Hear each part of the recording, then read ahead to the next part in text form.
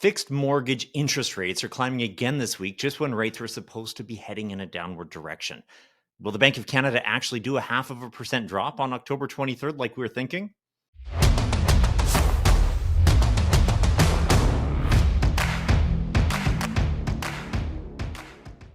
Fixed mortgage rates are climbing right now, primarily due to a very strong jobs report out of the United States.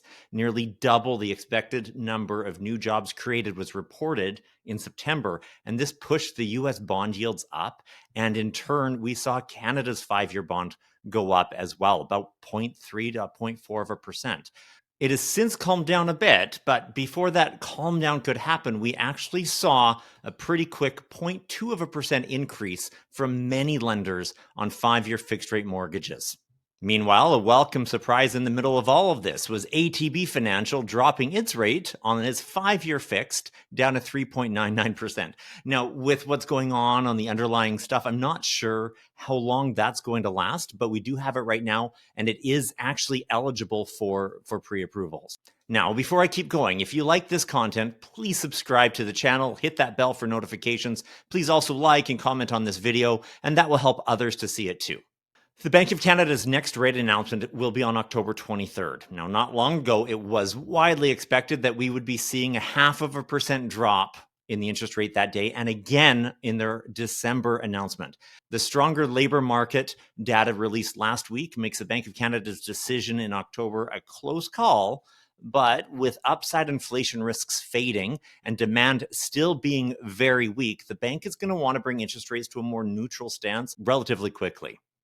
You'll see here in August, we saw the inflation drop to 2%, and there's a pretty good chance we're going to see it even drop below that again for September. Now, some of this good employment data, it's always good to see more jobs. It's simply due to fewer young people quitting their summer jobs because fewer young people actually got jobs this summer. So unfortunately for the job market, it might not really be as good as it sounds on the surface.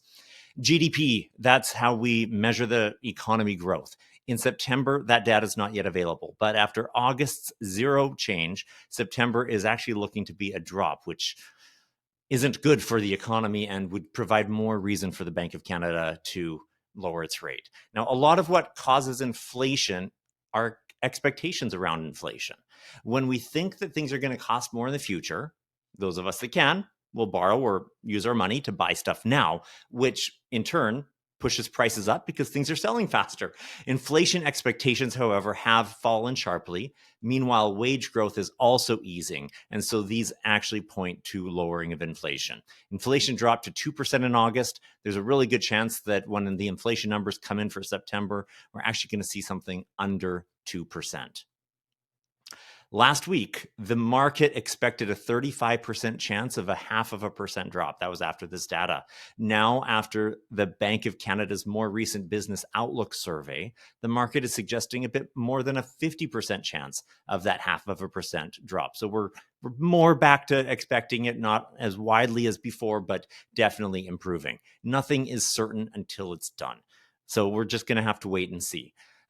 We still haven't seen Canada's September inflation report, and that's also going to impact the bank's decision. And that decision is happening in less than 2 weeks. So please stay tuned as I bring you more updates before the October 23rd announcement, and of course, more after that as well. Follow the link in the video description if you want to visit the website, if you want to get in touch, or go ahead and comment, and we'll make sure to respond to those. Thanks for watching. We'll see you next time.